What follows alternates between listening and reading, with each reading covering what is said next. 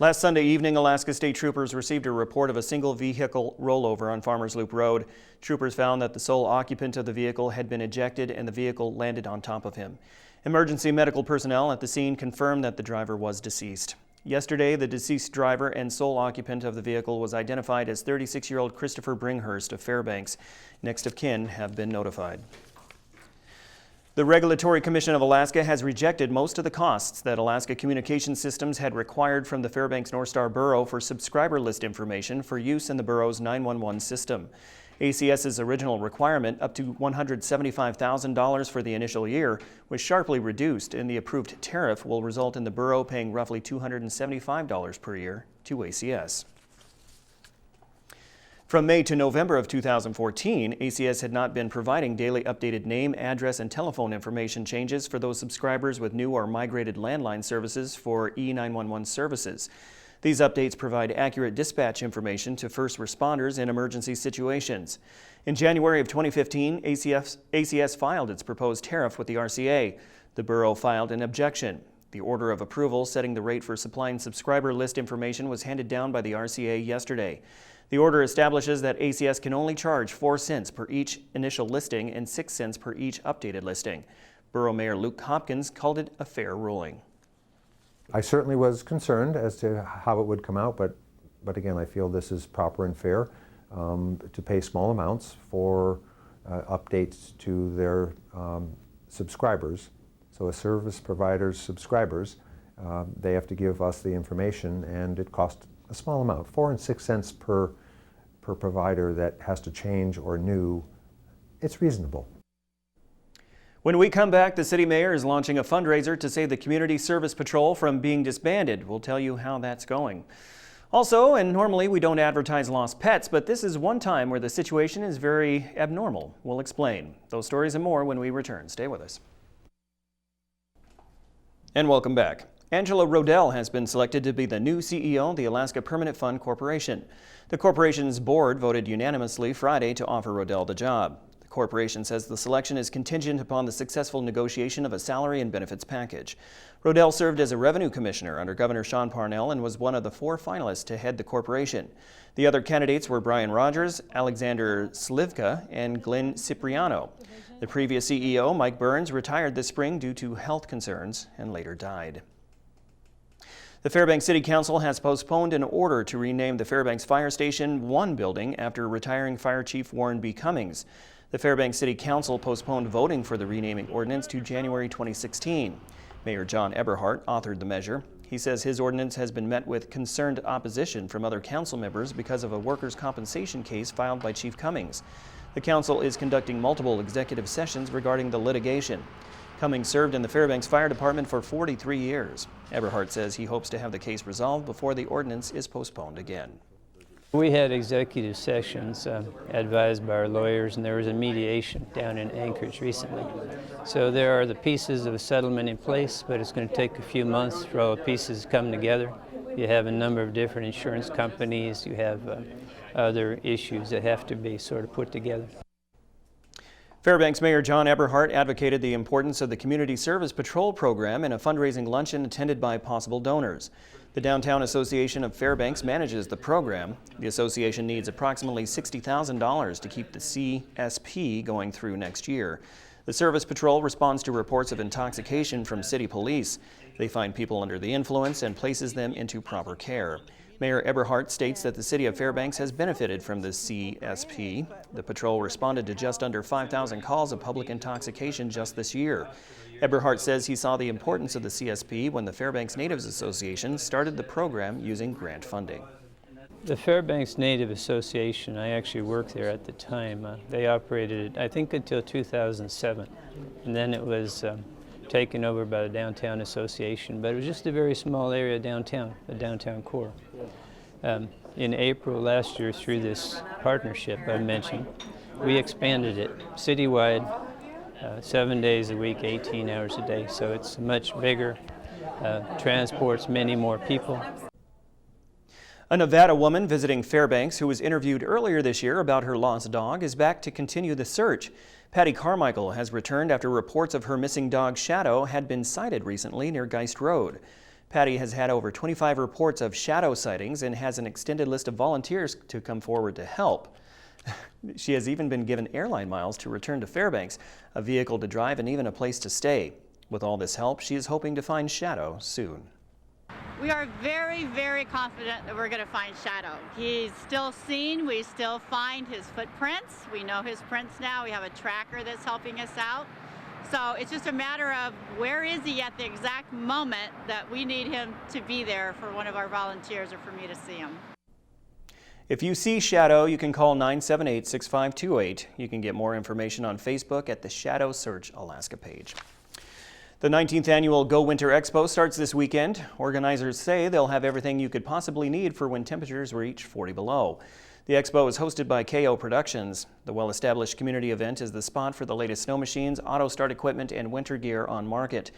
The Go Winter Expo is also the place for an energy and retrofitting marketplace that focuses on interior needs. For gun toters, the Interior Alaska Gun Show is also running alongside the expo. Vendors there will have 80 tables dedicated to firearms, sporting, and hunting. The expo starts at the Carlson Center from 10 a.m. to 6 p.m. Saturday and 11 a.m. to 5 p.m. on Sunday. Event coordinator Courtney Shannon says there's something interesting for everyone.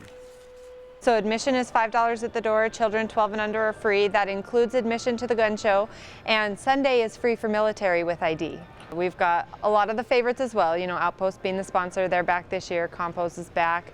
We've got some new activities that are local here in town, and we've got some new vendors up from down south too. We've got a vendor that does a couple of other shows with us, the Holiday Marketplace, but she sells head-to-toe fur, and that's a definite good way to stay warm in the wintertime. Mike Fussell is up next with sports. The Alaska Nanooks volleyball team was on the road last night, and voters have chosen the first play of the week of October. That's after the break.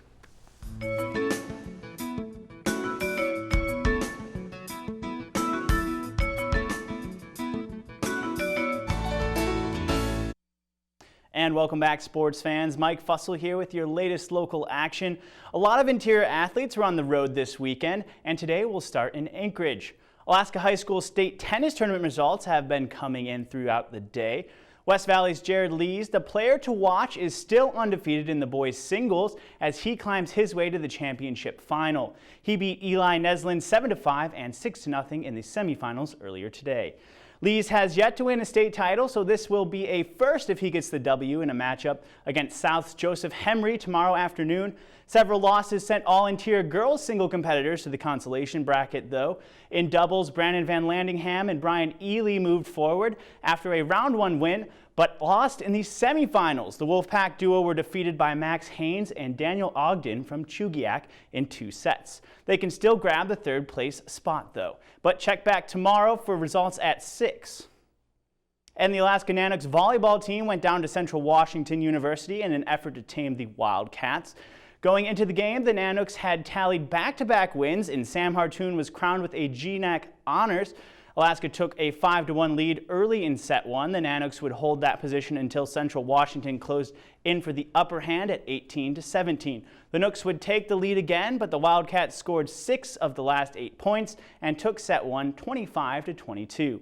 UAF would have a tough time rebounding from the loss in the second set of the night. Central Washington did not play around and took it 25-9.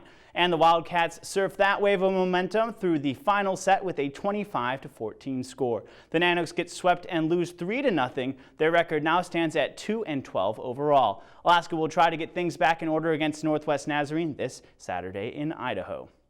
And as we reported earlier in the week, former Nanook Colton Parayko was set to step out onto the NHL ice for the first time on Thursday. He did just that, donning the number 55 for the St. Louis Blues last night. The Blues took on the Edmonton Oilers at home and picked up a 3-1 win. The Oilers found the back of the net first last night with a solo goal by Ryan Nugent-Hopkins in period 1. The Blues would take control after that. St. Louis tallied a score in the third, and they tallied 2 in the third actually, and 1 in the second. While Parayko did not contribute to a number change on the scoreboard, he got on the ice for around 17 minutes. About 2 of those were during power play time. The former Nanook defenseman took 3 shots on goal and nabbed 2 hits. Parayko will have another chance to get on the ice for the Blues on Saturday. St. Louis will travel to meet up with the Wild in Minnesota. And without a doubt, this weekend is proving to be a very busy one for interior athletes. Here's what's in town on the sports docket for this Saturday. The Army Air Force Challenge is set to get underway at the Fairbanks Curling Club around noon, and high school football playoffs will be in full swing. Eielson will be hosting Homer at 1 o'clock. The West Anchorage Eagles will nest down at Lathrop for an early evening game, and hockey's also back in town. The Ice Dogs will host their second home game on Saturday at the Big Dipper. Fairbanks takes on Kenai River. And something just a tad different, if you want to tap into your inner lumberjack, check out the Farthest North Forest Sports Festival. Events will include log rolling and axe throwing, among others. Make sure you tune in tomorrow, and we'll have a lot of this and more. And we'll finish off tonight with the play of the week. You, the people, have spoken, and here it is. In a week of many elections, R.J. Henry's redirection touchdown in the Dog Bowl for Lathrop last Saturday came out on top in the poll. As you see him here making something out of nothing, he was far ahead of the rest of the pack physically and mentally in this play. That earned him a well-deserved touchdown and the Play of the Week title. He had the same pacing in the poll as well, grabbing just under 80% of the votes. Henry went on to score 3 other touchdowns in the 48-9 win over the Malamutes, or for the Malamutes, that is. That's your Play of the Week. To vote for the next POTW, watch the I-5 Interior Top 5 plays during the weekend recap. All right, and that about brings us to the buzzer for sports tonight. For the latest updates throughout the weekend, follow us on Twitter at KTVF11 Sports. Mike Schultz has your full weather forecast coming up next. Thanks for checking in, and we'll see you tomorrow. Hey everyone, welcome back into a Friday evening edition of the Fairbanks Evening News. Mike Schultz with you once again talking about the weather. A little gusty winds out there right now, making it feel really chilly. Not nearly the 50-degree temperatures we had yesterday, but we had lots of sunshine. And we have lenticular clouds out there, which is wind-blown clouds at the higher elevations. Those are pretty cool. Speaking of some cool shots, look at this one that Ramon Fernandez was able to capture in the North Pole area not too long ago, in fact, a couple of nights ago. Beautiful aurora, I should say. Look at the colors in that purple and the greens, right, reflecting off the water. And as always, if you have a photograph that you want to share, well, please send it to photos@ktvf11.com. Today's high, 45. The low last night, 28. The record high was 67 in 1911, down to 1 degree below zero for the overnight low in 1928. Your sunrise and sunset under 10.5 hours of daylight. That's a loss of 6 minutes from yesterday. On the satellite and radar, again, more rain moving in over southeast Alaska and not letting up at all. This area of low pressure is still starting to work its way across the Prince William Sound area, moving into the Anchorage Bowl. But the Alaska Range, again, blocking out most of the moisture, just a few clouds moving up our direction. Maybe a few sprinkles tomorrow, that's about it. What else is going on across the rest of the state? Well, of course, the rain is falling over southeast Alaska. Showers around the Anchorage Bowl, 52 degrees for their high today, 50 degrees. Showers at Kodiak Island. On the Aleutian Chain, just cloudy skies at Cold Bay. Up and down the west coast, looking at 47 at Bethel and 42 degrees at Nome. Another chilly day in Barrow, 25 degrees there. And another cold day at Fort Yukon, also 28 degrees there. Lower 48 weather, again, we're talking about more rain falling across the Pacific Northwest, and it does look like it's going to end right on through the weekend. Close to 80 degrees in San Francisco today, another hot day for Las Vegas and Phoenix, a warm day around Dallas, 70s for Denver and Salt Lake City, and even Billings, almost 80 degrees there. In contrast, a little cooler, Minneapolis, only 56, 59 in Chicago. 70s over the northeast, 80s over the southeast, and no real stormy weather going on there. Although more rain is moving across with a frontal boundary, but it's moving rapidly, as you can see here, moving across South Carolina and not bringing a whole lot of rain, so no problems with the flooding there. Still some very hefty showers and thunderstorms moving across parts of Texas, and there's this continued flow moving across the northwest.